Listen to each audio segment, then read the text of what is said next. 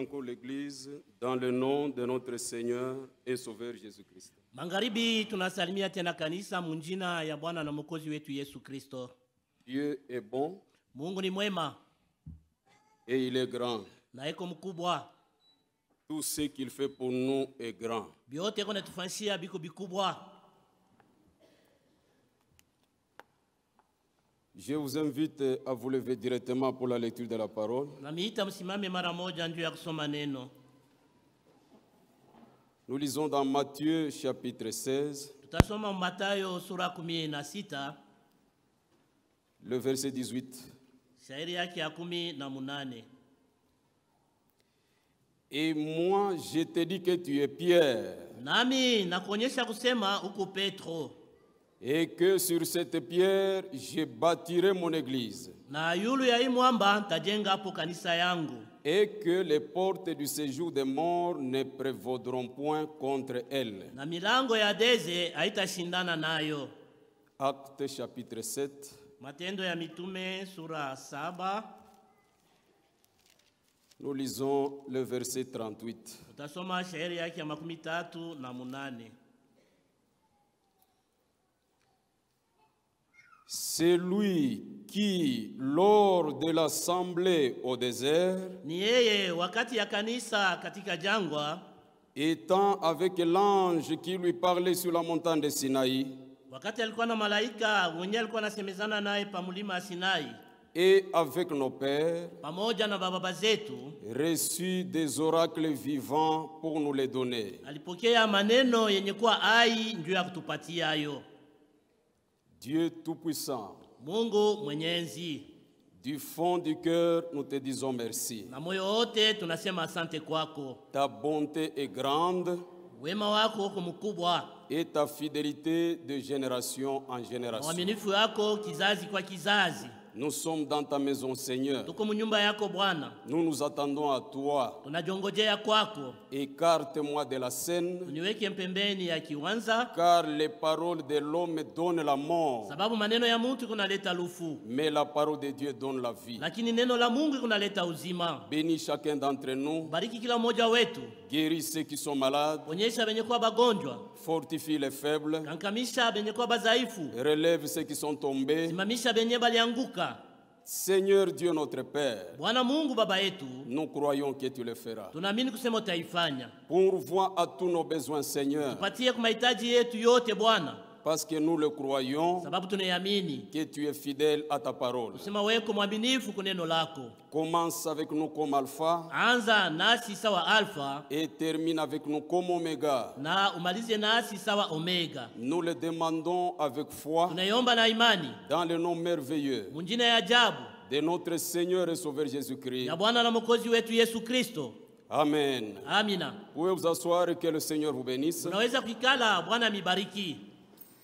Nous sommes en train de parler sur les identifications de la véritable Église du Dieu vivant. Tunasemea yulu ya vitambulisho vya kanisa ya kweli ya Mungu aliye hai. La véritable Église. Kanisa ya kweli. Comme nous l'avons montré hier, Vile tulionyesha jana, Dieu n'a pas deux véritables églises sur la terre. Mungu ana makanisa mbili ya kweli pa dunia. Il n'y en a jamais eu Haijakuwakako et il n'y en aura jamais. na haitakuwakako tena. Grand Dieu n'a qu'une seule véritable église sur la terre. Mungu mkubwa iko paka na kanisa moja ya kweli pa dunia. Et cette église, Na hii kanisa, selon la parole de Dieu, kufuatana na neno la Mungu, c'est ici que nous étions arrêtés hier. ndio hapa tulisimamia jana. Pour comprendre la signification du mot église, Juu ya kupata kuelewa maana ya semo kanisa, nous avons pris Israël. tulibeba Israeli. Aussi longtemps qu'il était en Égypte, Wakati yote Israeli alikuwa Mumisri, il n'était jamais une église. hata mara moja Israeli hakukuwa kanisa. Ils étaient le peuple de Dieu. Balikuwa ni watu wa Mungu. Dieu l'appelait mon fils, Mungu alikuwa anabaita mwana wangu, mon premier-né. mzaliwa wangu wa kwanza. Israël devint église après la sortie d'Égypte Israeli anakuwa kanisa kisha kutoka Mumisri, et la traversée de la mer Rouge. na kisha kutambuka bahari nyekundu. Quand ils arrivent au désert, Wakati wanafika mjangwa, Ils ont la loi. walipata sheria, Ils ont la parole de Dieu. walipata neno la Mungu, Ils ont des bergers. walipata bachungaji. C'est là qu'Israël était devenu église. Ndio pale kanisa ilikuwa sasa kanisa, Donc, Israeli alikuwa sasa selon la kanisa. parole de Dieu, Kufuatana na neno la Mungu, vous allez comprendre que utaelewa kusema c'est quand Israël était complètement séparé de l'Égypte. ni wakati Israeli alitenganishwa kabisa kabisa na Misri. Ils étaient totalement séparés. Pale balitenganishwa kabisa kabisa. Et quand ils sont arrivés dans le Na désert, wakati balifika mjangwa, personne ne pouvait plus rentrer en Égypte hakuna tena mtu aliweza kurudia ku Misri parce que la mer Rouge sababu bahari nyekundu était une ligne de séparation. ilikuwa ni mstari ya kutenganisha. Ainsi, la véritable église du Dieu vivant, Hivi kanisa ya kweli ya Mungu aliye hai ce sont des hommes, ni watu, des femmes wanaume na wanamke, qui sont appelés à sortir. wale wanaitwa kutoka Sortir du monde, kutoka mudunia, sortir du paganisme, kutoka mkipagano, sortir de la mondanité, kutoka mkidunia, sortir des coutumes, kutoka madesturi ya makabila, des traditions païennes. madesturi ya kipagano. C'est vrai. Ni vya kweli. Sortir même du tribalisme. Kutoka tamu kikabila. Parce que le tribalisme n'est pas la parole de Dieu. Roho ya kikabila haina neno la Mungu. Ici, nous croyons que Hapa tunaamini kusema nous ne connaissons personne selon la chair. hatujue mutu kufatana na mwili. Tous nous sommes des enfants de Dieu. Sisi zote tuko batoto ya Mungu. C'est vrai. Ni vya kweli. C'est pourquoi, bien-aimés, Ndio kwa maana bapendwa, en tant qu'église, sawa kanisa, nous sommes appelés à sortir. tunaitwa kutoka. Sortir même dans des fausses doctrines. Kutoka tamu mafundisho ya bongo. Toute église Kanisa yote dont la doctrine n'est pas fondée sur la Bible, ile mafundisho yake ya msingi yaisimamie pa Biblia c'est une dénomination. ni zebu. C'est vrai. Ni vya kweli. C'est pourquoi même le message que nous avons reçu, Kwa maana hata ujumbe tulipokea c'est un appel à ni sortir. mwito ya kutoka. 2 Corinthiens chapitre 6. Wakorinto wa pili sura 6. Nous sommes au verset 16 et 17. Mshairi yake ya 16 na 17. Quel rapport y a-t-il entre le temple de Dieu et les idoles? Mapatano kaniko katikati ya hekalu ya Mungu na masanamu. Car nous sommes le temple du Dieu Kwa vivant. maana sisi tuko hekalu ya Mungu aliye hai. Comme Dieu l'a dit, Yule Mungu alisema, j'habiterai nitakaa et je marcherai au milieu na d'eux. tatembea katikati yao. Je serai leur Dieu Takuwa Mungu wabo et ils seront mon peuple. nabo watakuwa watu wangu. C'est pourquoi Ndio kwa maana sortez du milieu d'eux mutoke munkunji yabo et séparez-vous, dit le na Seigneur. mutengane, vile Bwana anasema. Ne touchez pas à ce qui est impur Usiguse kwa kenye kwa kichafu. et je vous accueillerai. Nami nitamipokea. Je serai pour vous un père Takuwa kwenu baba et vous serez pour moi des fils na et des nyinyi filles, mutakuwa kwangu watoto wanaume na wanawake. dit le Seigneur Tout-Puissant. Hivi Bwana Mwenyezi anasema. Le message, c'est un appel à sortir. Ujumbe ni mwito ya kutoka. C'est pourquoi quand nous étions dans le monde, Kwa maana wakati tulikuwa mdunia, Dieu nous connaissait. Mungu alikuwa anatujua. Et au temps marqué, Na wakati yenye kuenea par la voix de l'évangile, kupitia sauti ya Injili, parce que la parole de Dieu, sababu neno la c'est Mungu la voix par laquelle Dieu appelle ses enfants. ndio njia kupitia ile Mungu anaita batoto yake. Et quand nous avons entendu cet appel, Na wakati tulisikia hii mwito, nous avons répondu oui à tulijibu l'appel de Dieu. ndio kumwito ya Mungu.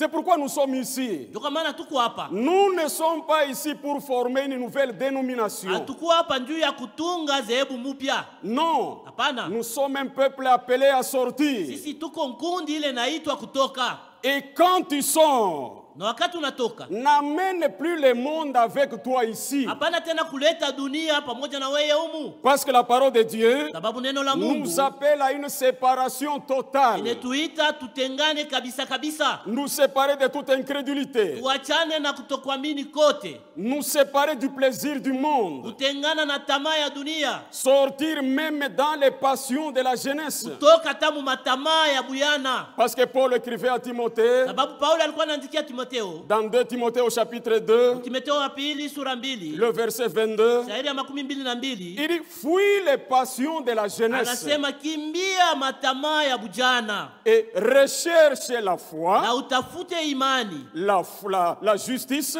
haki et la paix na salama avec ceux qui invoquent le Seigneur pamoja na bale beko na muita Bwana d'un cœur pur. na moyo yenye kuwa safi. C'est pourquoi nous sommes appelés à sortir de toutes les dénominations. Kwa maana tunaitwa kutoka madhehebu yote. La dénomination, c'est ajouter la pensée de l'homme à la parole de Dieu. Dhehebu ni kuongeza mawazo ya mtu kuneno la Mungu. Ce sont des credos. Ndio ile mafundisho. Ce sont des dogmes. Ni ile mafundisho ya Ce watu. sont des systèmes. Ni matengenezo. Et Dieu nous appelle à sortir de tout Na cela. Mungu anatuita tutoke kubyote bile. C'est vrai. Bya kweli. Même dans les coutumes, Hata madesturi ya kikabila. la Bible dit, Biblia inasema dans Jérémie au chapitre 10, Yeremia sura 10, le verset 3, shairi yake ya 3, toutes les coutumes du peuple madesturi yote ya watu sont vanité. ni ubatili. Ce sont des vanités, mes chers Ni frères. ubatili banduku C'est yangu. pourquoi un chrétien,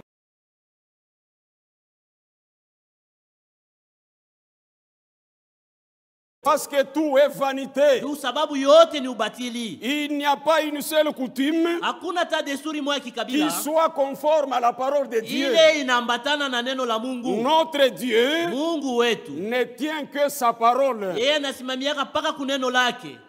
C'est vrai. Ni bya kweli. C'est pourquoi Ndio kwa maana le message nous appelle à sortir. ujumbe unetuita tutoke. Et nous ne devons pas nous conformer au siècle Na présent. sheye hatutaambatana na wakati hii ya sasa. Comme il est écrit dans Romains, Vile imeandika mu Waroma au chapitre 12, sura yake ya 12, nous sommes au verset 1. shairi yake ya kwanza. Je vous exhorte donc, frères, Na waonya washi banduku par les compassions de Dieu, kwa rehema ya Mungu à offrir vos corps kutoa mili zenu comme un sacrifice vivant, sawa sadaka yenye kuwa hai, saint, takatifu, agréable à Dieu. yenye kumupendeza Mungu. Ce qui sera de votre part un culte raisonnable. Ndio itakuya kungambo yenu kuabudu kwa akili. Un chrétien doit offrir son corps Mkristo wake anapasha natolea mwili yake à Dieu. kwa Mungu. Et au verset 2, il est écrit, Shairi ya pili banasema ne vous conformez pas au siècle présent, usiambatane na wakati ya sasa, mais soyez transformés par le renouvellement de l'intelligence. lakini mubadilisho kwa kufanya. Quelle est la volonté de Dieu? Mapenzi ya Mungu ni nini? Ce qui est bon, Ile yenye kuwa mwema, agréable yenye kukubaliwa, et parfait. yenye kuwa kamilifu. Nous ne devons pas nous conformer.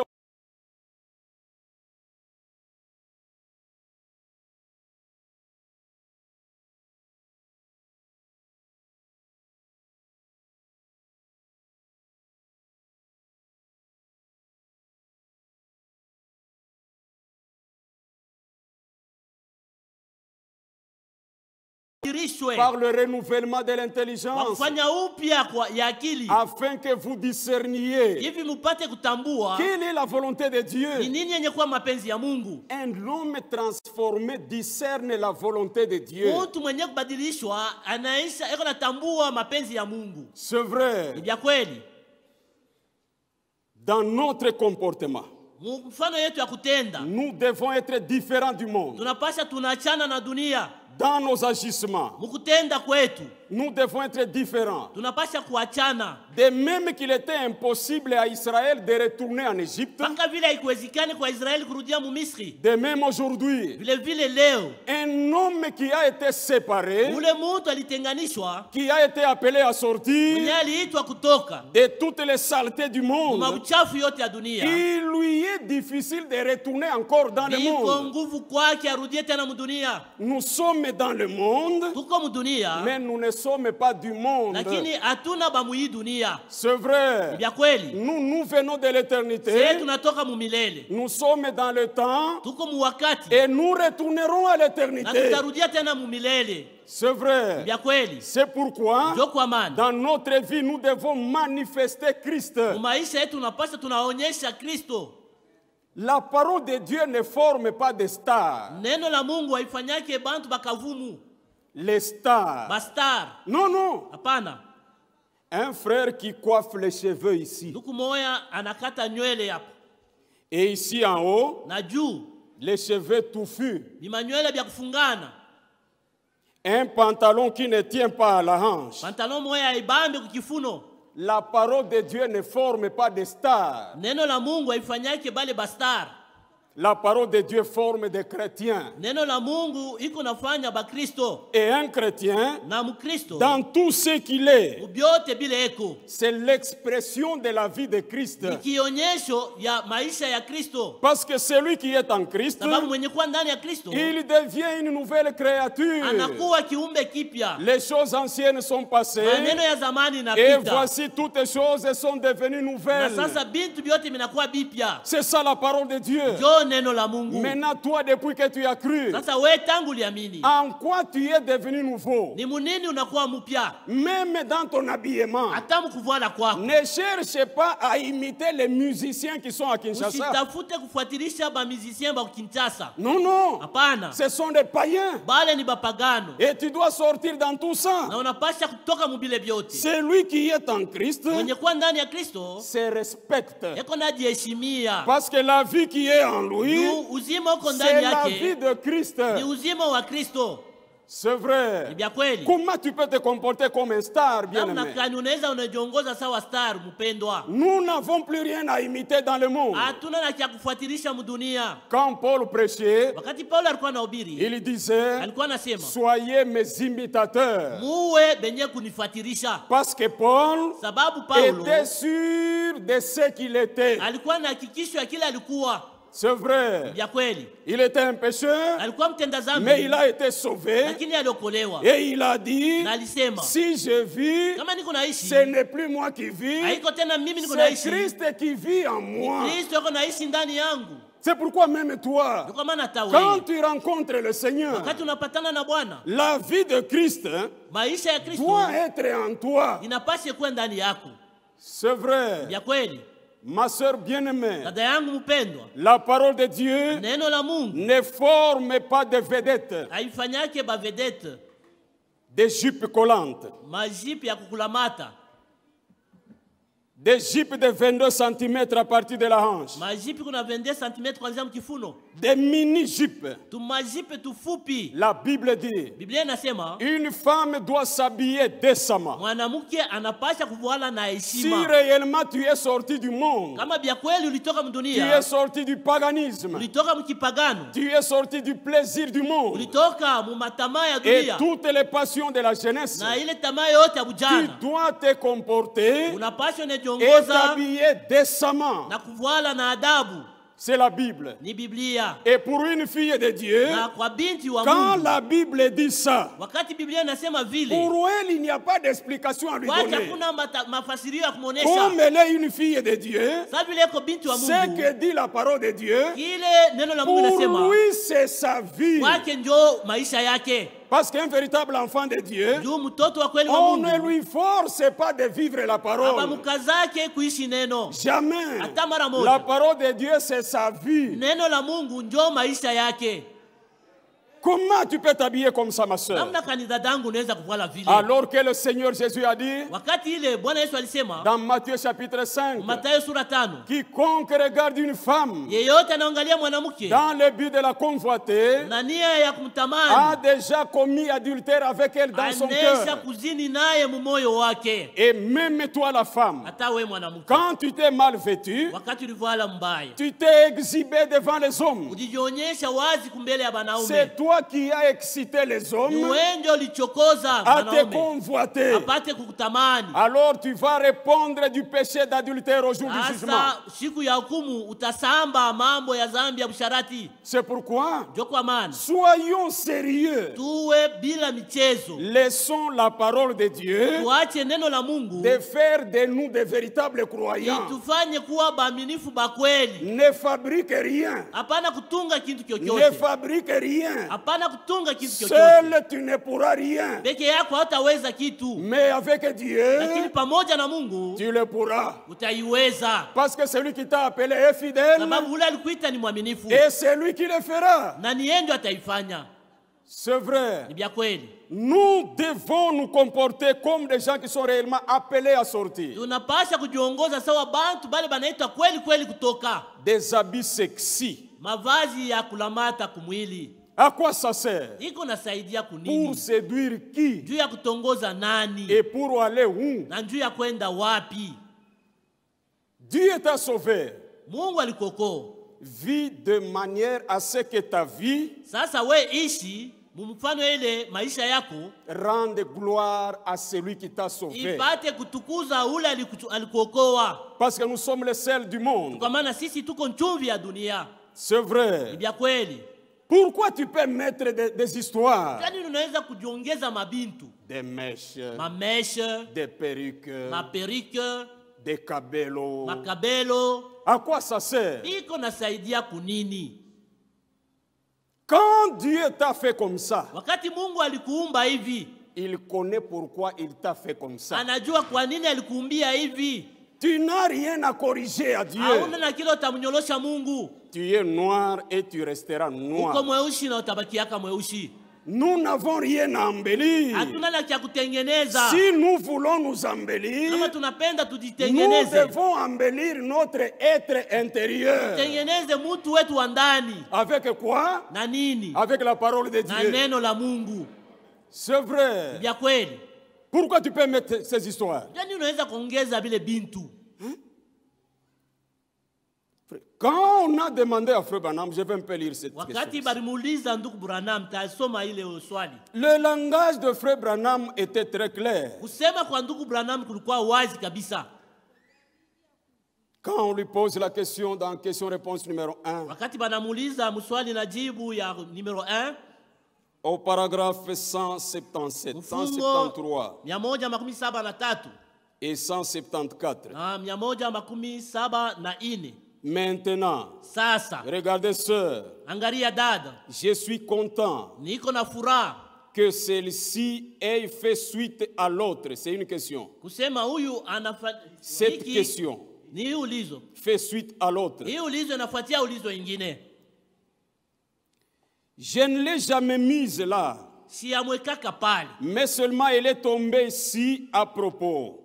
Siamwekaka pale lakini ilianguka tu pafazi mzuri. Regardez, Sasa mwangalie. en ce temps-là, Muile wakati les cheveux tressés nywele ya kushuka était le signe d'une femme de rue. ilikuwa alama ya mwanamke wa mubalabala Kaaba. C'est ce qu'elle faisait. Ndio bila alikuwa anafanya. Elle tressait ses cheveux. Alikuwa anashuka nywele. Et Paul dit aux Na chrétiennes, Paulo anaambia kwa Kristo banamuke eh bien, mzuri, que cette parure huku kujipamba ne consiste pas en détresse.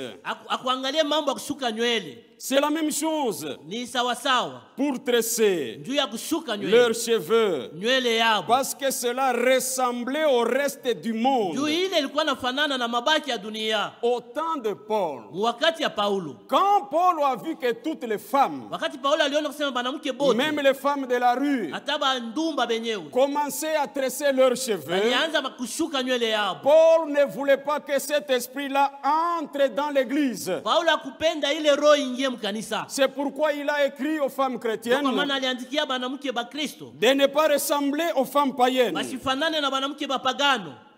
Or, vous n'êtes pas censés ressembler au monde Na tena hamuwezi kufanana na dunia et agir comme le monde. na kutenda sawa dunia. Voyez, Unaona, les femmes sont censées être différentes banamuke banapasha bakwe bakuachana en cela. mubile. Vous voyez, Unaona, maintenant, hapa sasa les cheveux tressés, nywele ya kushuka aujourd'hui, leo c'est joli iko mzuri et c'est bien loin de la mode du monde. na inachana sana na modi ya mdunia.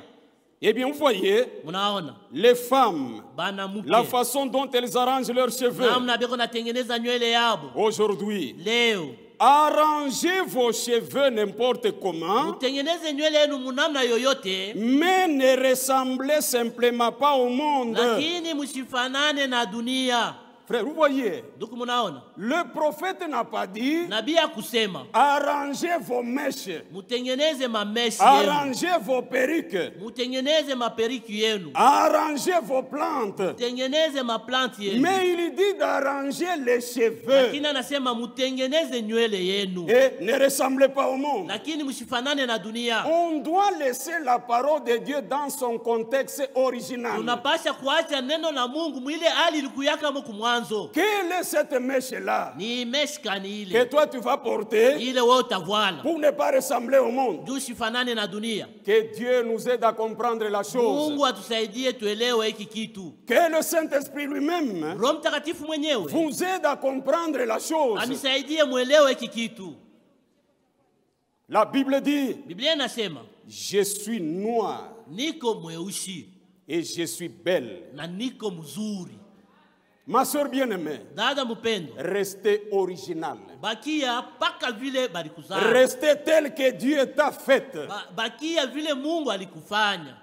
C'est vrai. Bia kweli. Quand Dieu te regarde en tant que noir, Wakati Mungu anakuangalia mweusi, il dit c'est bon. anasema iko mzuri. Et il regarde les blancs, Anaangalia mzungu, il dit c'est bon. anasema mzuri. Il regarde les jaunes, Anaangalia wa il manjano, dit c'est bon. anasema ni mzuri. Car tout ce que Dieu a créé Yote bile Mungu aliumba est bon. biko bizuri. Tu n'as rien à corriger à Dieu. Hauna na kilo tamunyolosha Mungu. C'est vrai. Bia kweli. Aujourd'hui, même les sœurs Leo hata badada sont en train de mettre des histoires. beko na weka binti. Alors que quand ce message venait d'arriver, Wakati ile hii ujumbe ilikuwa iko la nafika, grande préoccupation des frères et des sœurs, hangaiko mkubwa ya banduku na badada c'était la vie de la ilikuwa sanctification. ni maisha ya utakaso, C'était la prière. ilikuwa ni maombi, C'était l'empressement pour l'enlèvement. ilikuwa ni haraka haraka njuu ya kunyakuliwa. Mais aujourd'hui, Lakini les leo gens sont fatigués du voyage. bantu banachoka safari, Ils amènent avec eux le monde même dans l'église. beko naleta na dunia yenye ndani ya kanisa. Fuyons le monde. Tukimbie dunia.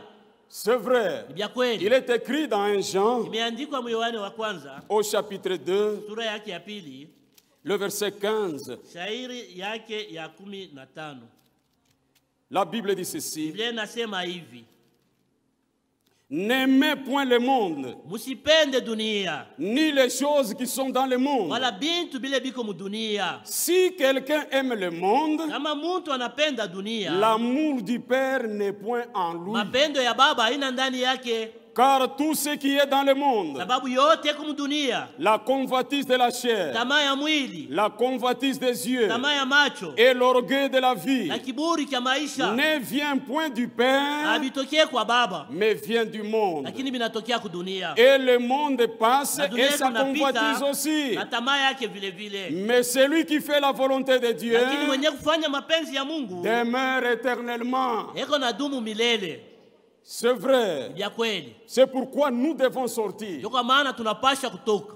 Et quand nous sortons du monde, Na wakati tuko natoka mdunia, les gens qui sont réellement sortis, wale bantu balitoka bia kweli, ils sont justifiés par la foi, wanahesabiwa haki kwa imani, ils sont sanctifiés par la parole wanatakaswa na neno, et ils sont baptisés du Saint-Esprit par na l'obéissance à la parole. banabatizwa na Roho Mtakatifu kwa kutii kwa neno. C'est eux qui forment le corps mystique de Bonjo Jésus-Christ. beko natunga ile mwili ya kiroho ya Yesu Kristo. L'église invisible, Kanisa isiyoonekana, le corps mystique, mwili yasiyoonekana, l'assemblée des premiers-nés. makutano ya bazaliwa ba kwanza Ce sont des hommes ni bantu et des femmes wanaume na banamuke baptisés du Saint-Esprit. wenyewe kubatiziwa na Roho Mtakatifu. C'est eux qui forment l'église, le corps mystique de Jésus-Christ. Ibonjo wanatunga kanisa ile mwili ya kiroho ya Yesu Kristo. Voyez comment la véritable église s'identifie. Munaona namna kanisa ya kweli kunajitambulisha. Et cette véritable église, Na hii kanisa ya kweli c'est Jésus lui-même qui l'a ni fondée. Yesu mwenyewe ndio aliitunga. Comme on l'a vu hier, Ile tuliona c'est jana. lui le fondateur de la véritable église. Ni yeye ndio alitunga kanisa ya kweli Et il l'a inauguré na alifungua le jour de la Pentecôte. ile siku ya Pentekosta.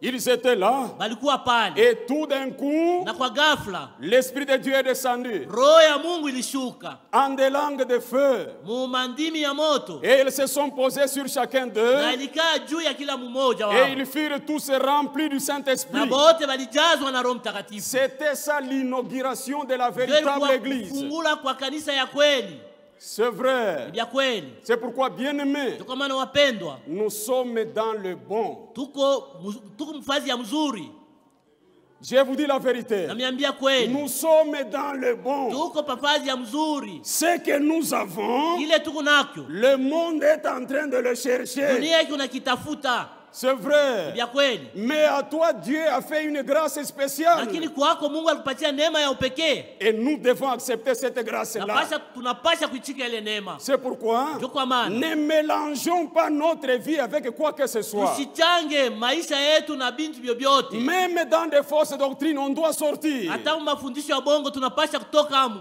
Tonnerre révélé. Matoneri nafunuliwa. Jésus est déjà venu. Yesu anesha kuya. Grâce infinie. Neema yasipo mwisho. Le sang déjà séché. Damu inesha kukauka. Jésus est déjà venu. Yesu anesha kuja. Fausse doctrine. Mafundisho ya bongo. Babylone spirituelle. Babiloni ya kiroho. Et là où se prêche le mensonge, Nafasi bongo iko nahubiriwa, les gens ne seront pas baptisés du Saint-Esprit. bantu abata batiziwa hapo na Roho Mtakatifu. Parce que le Saint-Esprit, Juu Roho Mtakatifu c'est l'esprit de vérité. ni roho wa kweli. Et il ne vient que là où se prêche la totalité de la parole de Dieu, Anakuyaka paka pale peko nahubiriwa neno la Mungu yote, dans sa pureté usafi yake et dans son originalité. na hali yake ya kumwanzo. C'est là que les gens sont baptisés du Saint-Esprit. Ndio pale bantu peko nabatiziwa na Roho Mtakatifu. Comment tu seras baptisé du Saint-Esprit, mon frère? Namna kani utabatiziwa na Roho Mtakatifu ndugu Avec yangu, le monde en toi. na dunia ndani yako.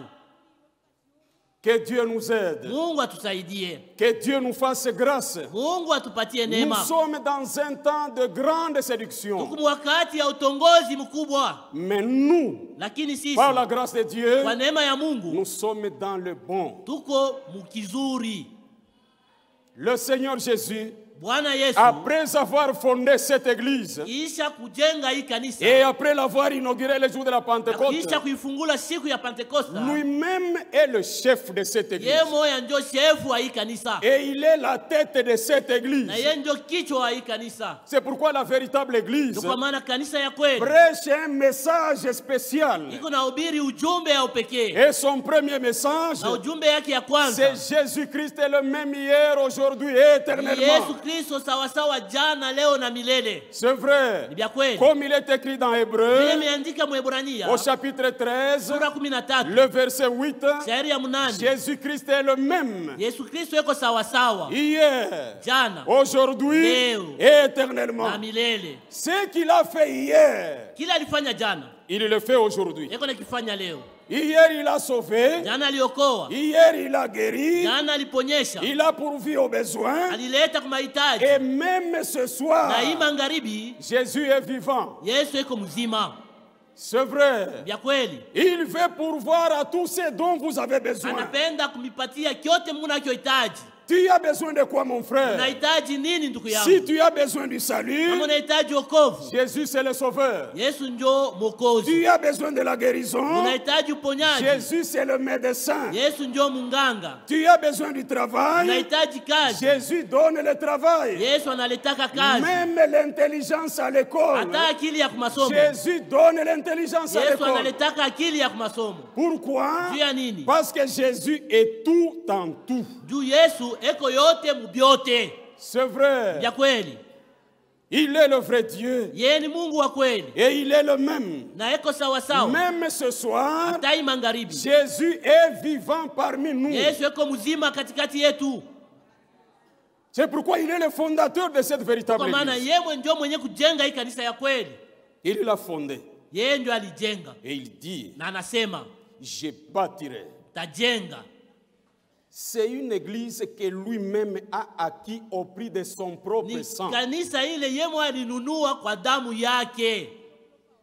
C'est pourquoi Ndio kwa maana quelqu'un ne peut pas dire, mtu hawezi kusema cette église, hii kanisa c'est mon ni église, kanisa yangu, c'est mon œuvre. ni kazi yangu. C'est mon champ. ni shamba yangu. C'est un langage païen. Ile ni kusema kwa kipagano.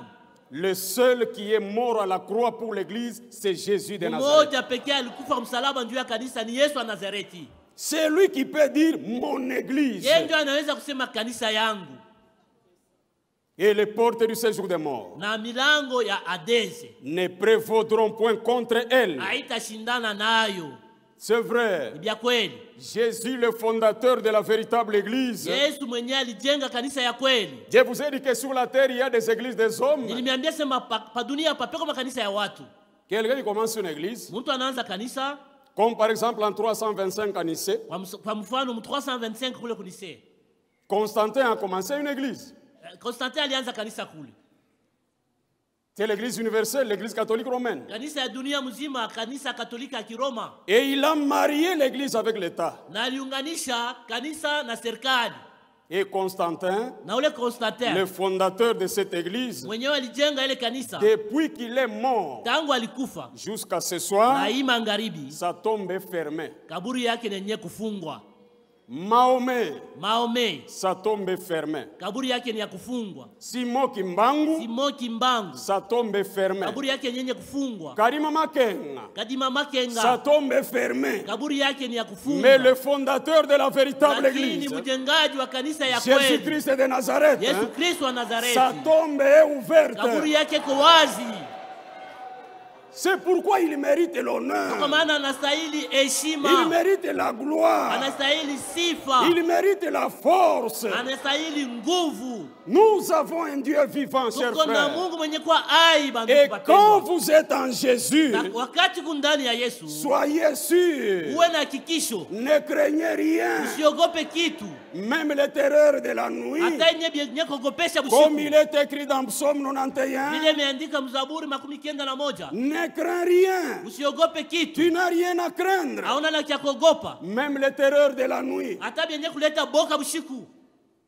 même la flèche qui vole le jour, Hata mshale yenye kupita mchana. même la contagion. Hata magonjwa kuambukiza. 1000 tomberont à ton côté Maelfu itanguka ngambo yako moja. et 10 000 tomberont à ta Na maelfu droite. 10 itanguka kuume kwako. Mais toi, Lakini weye, weye, parce que tu es en Jésus, yuko ndani ya tu ne Yesu, seras pas atteint. weye hautaguswa. C'est pourquoi Jésus, c'est une véritable puissance. Kwa maana Yesu ni uwezo ya kweli. Comment tu peux expérimenter cette Namna puissance-là gani unaweza kuonja ile uwezo? alors que tu vis dans le péché? Sasa unaishi mzambi. Tu te comportes comme un mondain. Uko unajiongoza saa mtu wa dunia. Ta vie n'a pas de témoignage. Maisha yako haina na ushuhuda. Non, mon frère, Hapana ndugu yangu. tu n'es pas encore en retard. Haijakuwa nyuma. Aujourd'hui, c'est le jour de grâce. Leo ni siku ya neema. Prie le Seigneur Muombe Bwana. et le Seigneur va t'aider. Na Bwana atakusaidia. Notre Dieu Mungu wetu délivre véritablement les pécheurs. eko na komboa kabisa kabisa mtenda zambi. C'est vrai, Ni bya kweli. bien-aimé. Mpendwa, Pour que vous croyiez que Dieu Jésus pate. guérit les malades, waamini kusema Yesu kana ponyesha magonjwa. il faut que vous tombiez malade. Inapaswa ukuwe mgonjwa. Et quand il va te Na guérir, wakati atakuponyesha, c'est alors que tu vas expérimenter ndio pale utaonja que Jésus guérit les malades. kusema Yesu kana ponyesha magonjwa. C'est vrai, mon Ni frère. bya kweli ndugu yangu. Le besoin que tu as là, Ile mahitaji kunayo. sois calme. Uwe tu kimya. Sois calme. Uwe kimya. Le ciel Mbingu observe de plus près tout ce dont vous avez besoin. iko naangalia karibu karibu vyote unavyohitaji. Et au temps marqué, Ni wakati ya kufaa, Jésus donnera la solution à Yesu ce ataleta problème. jibu kwa ile maneno yote. C'est vrai. Ni bya kweli. Le fondateur de la véritable église, Mwenye kutunga kanisa ya kweli, Jésus-Christ de Nazareth, Yesu Kristo wa Nazareti, il est vivant. eko hai. C'est pourquoi la véritable église Kwa maana kanisa ya kweli prêche un message spécial. iko nahubiri ujumbe moya upekee. Elle confirme que Jésus-Christ est le même hier, Iko aujourd'hui et nahakikisha éternellement. kusema Yesu Kristo iko sawa sawa jana, leo na milele. Elle prêche le baptême Iko d'eau nahubiri ubatizo wa maji par immersion wa kutumbukiza pour la rémission des péchés. ya usamehe ya dhambi. Nous ne croyons pas au baptême trinitaire. Hatuamini kuile ubatizo ya bumungu butatu. Non. Hapana. Au nom du Père, Munjina ya Baba, au nom du Fils, munjina ya Mwana, au nom du munjina Saint-Esprit. ya Roho Mtakatifu. Ce n'est pas un baptême biblique. Ile haina ubatizo ya kibiblia. C'est un baptême romain. Ni ubatizo ya Kiroma. Et nous, selon notre foi, Lakini sisi kufuatana na la imani parole de yetu, Dieu neno la Mungu n'est pas venue de Rome. haikutokea ku Roma pale. La parole de Dieu Neno la Mungu n'est pas venue des États-Unis d'Amérique. haikutoka ku Amerika pale. La parole de Dieu est Neno la venue de Mungu Jérusalem. inatokea ku Yerusalema. C'est pourquoi notre Kwa foi maana imani est yetu bâtie inajengwa sur le fondement des kwa apôtres msingi ya et mitume des prophètes na banabii et Jésus-Christ na lui-même Yesu Kristo mwenyewe étant la pierre angulaire. mwenye kuwa jibwe mkubwa ya mpembeni. C'est Ni vrai, vya kweli, la pierre angulaire. jiwe kubwa ya mpembeni. C'est pourquoi cette église ici Kwa maana hii kanisa prêche le baptême d'eau. iko na ubiri ubatizo wa maji, Et un homme ne peut pas être baptisé na mtu hawezi kubatiziwa s'il n'a pas encore expérimenté la repentance. kama yeye bado kuonja kutubu. Mon frère bien-aimé, Ndugu yangu mpendwa, même les enfants que tu as, hata bale batoto kunabo ne les force pas d'aller au baptême. usibakaze kwenda bakababatize. Laissez les enfants tranquilles. Acha batoto kimya, Priez pour eux, baombeye, conseillez-les, bashaurie, envoie-les à l'église. batume kukanisa. Lui-même, Ye moya quand il comprendra la chose, wakati ataelewa hiki kitu, il va prendre un engagement de bonne conscience. atabeba mpango na dhamiri yake safi. Parce que le baptême, ce n'est pas un acte religieux. Juu ubatizo ana kitendo cha dini. Le baptême doit être fait Ubatizo napasha inafanika dans une bonne conscience. muzamiri yenye kuwa mzuri, Comme il est écrit dans 1 Pierre. vile imeandikwa Petro wa kwanza, Nous sommes au chapitre 3. tuko msura yake ya 3,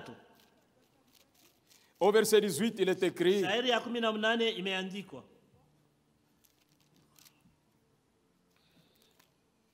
Christ aussi a souffert une fois pour les péchés, Kristo vile vile aliteswa mara moja juu ya dhambi, lui juste pour des injustes, ye mwenye haki juu ya bazalimu, afin de nous amener à Dieu, juu ya kutupeleka kwa Mungu, ayant été mis à mort quant à la chair, kisha kuuawa mumwili, mais ayant été rendu vivant quant à l'esprit, lakini alifanyika ai kupitia Roho, dans lequel aussi il est allé prêcher aux esprits en prison, ndani yake alienda vile vile kuhubiri kwa roho ilikuwa mkifungo, qui autrefois avaient été incrédules, ile zamani ilikuwa ya kutokuamini. lorsque la patience de Dieu s'est prolongée au jour de Noé, Wakati kuvumilia kwa Mungu kulikuwa tukunaendelea kwa masiku ya Noa, pendant la construction de l'arche, wakati ya majengo ya sanduku ya agano, dans laquelle un petit nombre de personnes, c'est-à-dire 8, ndani yake kundi kidogo ya watu kusema 8 furent sauvés à travers l'eau. waliokolewa kupitia maji. Cette eau Hii maji était une figure du baptême, ilikuwa mfano ya ubatizo qui n'est pas la purification des souillures du yenye corps, haina utakaso ya buchafu ya mwili, mais l'engagement d'une bonne conscience lakini kujitoa na dhamiri safi envers Dieu, kwa Mungu, et qui maintenant vous sauve vous aussi na ile hapa sasa inamiokoa nyinyi vile vile par la résurrection de Jésus-Christ. kwa ufufuko wa Yesu Kristo. On ne peut pas baptiser quelqu'un qui n'a encore rien compris. Hatuwezi kubatiza mtu hajaelewa kitu. Premièrement, la personne Mbele ule mtu doit écouter la folie de la prédication de la croix. anapasha anasikia bazimu ya mahubiri ya msalaba. Selon 1 Corinthiens chapitre 1, Patana na Korinto wa kwanza sura ya kwanza, au verset 21, shairi ya 21, la Bible dit: Biblia inasema, puisque le monde avec sa sagesse sababu dunia na hekima yake n'a point connu Dieu, haikumjua Mungu, dans la sagesse de Dieu, hekima ya Mungu il a plu à Dieu ilimpendeza Mungu de sauver les croyants aokoe mwaminifu par la prédication de la croix. kwa mahubiri ya msalaba. La personne doit entendre la prédication de la croix. Ule mtu anapasha anasikia mahubiri ya msalaba. On lui montre qui est le sauveur. Wanamwonyesha Mwokozi ni nani. Pourquoi il est mort à la croix? Jua nini alikufa kwa msalaba? C'est pour ton péché. Ni juu ya dhambi yako Et c'est pour mon péché. na ni juu ya dhambi yangu. La personne réalise Ule mtu anatambua qu'elle a mal vécu. kusema aliishi mubaya, Elle a mené une vie sans Christ. alikuwa anaishi maisha bila Kristo, Elle courait un danger. alikuwa muhatari. Maintenant, dans une conscience pure, Sasa mzamiri yenye kuwa safi, cet évangile-là ile injili va toucher son cœur. itagusa moyo wake. Parce que la prédication de la croix, Sababu mahubiri ya la msalaba, parole de Dieu, neno la Mungu touche le cœur. iko nagusa moyo. Et quand le cœur est touché, Wakati moyo inaguswa, il se produit une tristesse profonde uko dans le cœur de nafanika l'homme. huzuni moyo ya upana kabisa mu moyo ya mtu. Et cette tristesse-là Na ile huzuni conduit la personne à la repentance sincère. iko naongoza mtu mkutubu kwa bya kweli. Et cette repentance Na kule kutubu conduit la personne à la conversion unapeleka mtu kubadilika et au renouvellement na kufanya upya et à la nouvelle naissance. na kuwa kuzaliwa upya. C'est-à-dire quand une personne croit selon les Écritures, Manake kama mtu anaamini kufuatana na maandiko, elle est pardonnée de ses péchés anasamehewa kwa madhambi yake avant même d'aller dans les eaux du baptême. hata mbele ya kuingia mu maji ya ubatizo. On plonge dans les eaux du baptême Manekalaka natumbukiza mu maji ya ubatizo, un homme déjà sauvé. mtu anaisha kuokolewa. Ce n'est pas l'eau qui sauve, Haiko maji kunaokoa, mais c'est la foi dans l'œuvre de la croix achevée Lakini par Jésus-Christ. ni imani mkazi ya msalaba ilifanyika kwa Yesu Kristo. C'est pourquoi, bien-aimé, Ndio kwa maana mpendo, l'œuvre de la croix kazi ya msalaba est une grande œuvre. ni kazi mkubwa, Elle a fait de nous ce que nous sommes. inetufanya kile tuko. Pense un peu à ce que tu étais dans le monde. Waza mbele ulikuwa je dunia, Un ivrogne.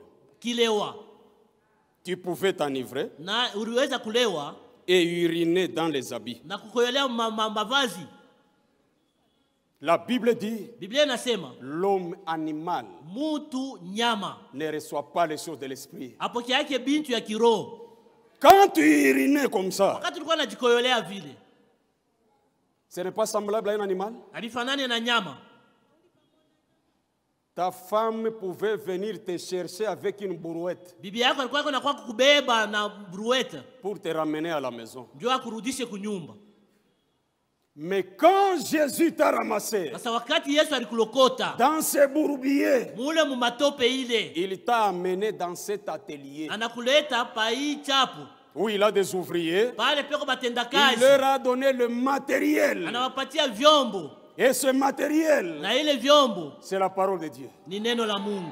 Tu as répondu oui à cet appel Ulijibu ndio et kuimwito, la parole t'a transformé. na neno na kubadilisha, Et aujourd'hui, tu es devenu un homme. na sasa unakuwa mtu sasa. Merci pour l'œuvre de la croix. Asante kwa kazi ya msalaba. Sans l'œuvre de la Bila croix, kazi ya msalaba nous ne serions pas ce que nous sommes. sasa tukupashe kuwa iki tuko.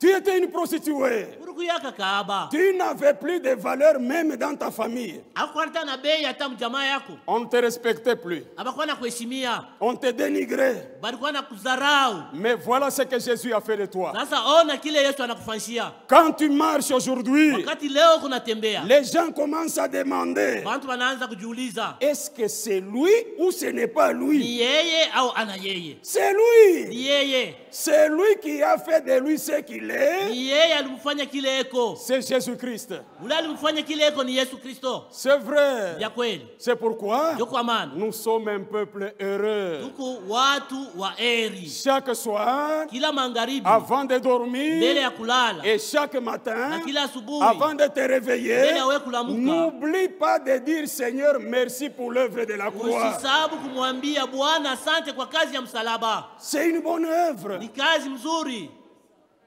Et quand elle te transforme, na wakati na kugeuza tu sauras que je suis transformé. utajua kusema mimi nabadilishwa. Je vous dis la vérité. Namiambia kweli. Pensez à cette sœur-là Muwaze kwa ule dada qui avait un mari ivrogne. alikuwa na bwana kilewa. Quand cet ivrogne-là, Sasa ule mulevi pendant qu'il était au bar en train de boire, wakati alikuwa na kunwa kule kubar, ils ont commencé à parler. wanaanza kusumburia, Oh non, sur la terre, il n'y a plus de chrétiens. opa dunia pakalaki ba Kristo, Tous sont des aventuriers. wote ni bantu ya michezo. Mais cet ivrogne-là Sasa ule mulewa connaissait la vie de sa femme. alikuwa anajua maisha ya bibi yake. Il a dit non, moi j'en connais une. Anasema mimi najua kwa mmoja. C'est qui? Ni nani? Mon épouse à moi. Bibi yangu mie.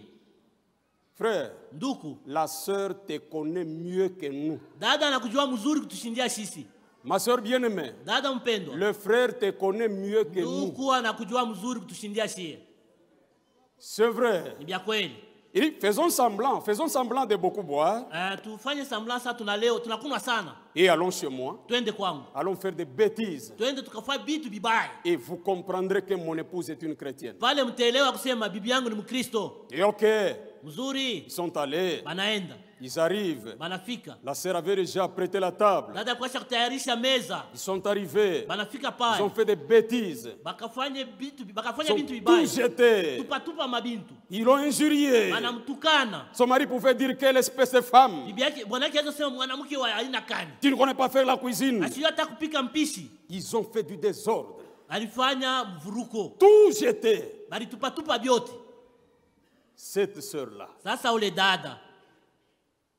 Parce que la nouvelle naissance était réellement en elle. Juu kuzaliwa kupya vya kweli kulikuwa ndani yake. La nouvelle naissance, c'est une vie. Kuzaliwa upya ni maisha wala uzima. Quand elle se produit, tu sauras que je suis né de nouveau. Wakati iko nafanyika utajua kusema nesha kuzaliwa upya. La sœur n'a pas bougé. Dada kutenka hapana. Elle arrive tranquillement. Anakuya kimya. Et ramasse les assiettes. Anaanza kulokota mansani.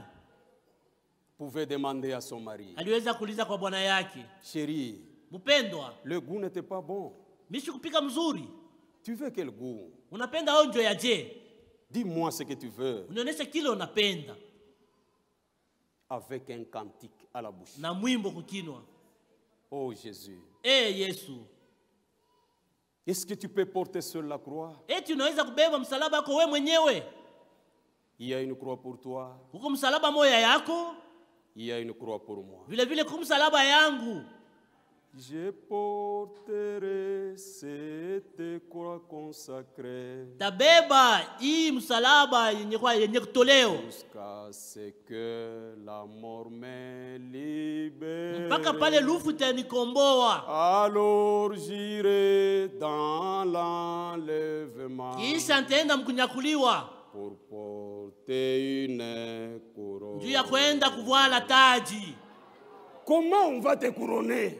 Batakuweka taji je? Alors que tu n'as pas combattu. Ile saa kukombana. On couronne les vainqueurs. Banavikaka taji mshindaji. C'est vrai. Ni kweli. C'est pourquoi même dans la vie chrétienne, kwa maana hata maisha ya Kikristo les épreuves viendront. Majaribu itakuyaka. Attends-toi aux épreuves, mon frère. Jongojea kutakuwa bipimo. C'est pourquoi la véritable église kanisa ya kweli prêche la repentance. Niko nahubiri toba. C'est un regret sincère. Ni kunungunika kwa kweli. Jean-Baptiste a prêché la repentance. Yohana Mbatizaji alihubiri toba. Paul a prêché la repentance. Paulo alihubiri toba. Pierre a prêché la Petro repentance. alihubiri toba. Même le Seigneur Jésus hata Bwana Yesu a prêché la repentance. alihubiri kutubu. Parce que l'expérience chrétienne, onjo ya Kikristiani, la conversion, kubadilishwa, le renouvellement, kufanya upya, la nouvelle naissance kuzaliwa upya, commence par la repentance. unaanziaka mkutubu.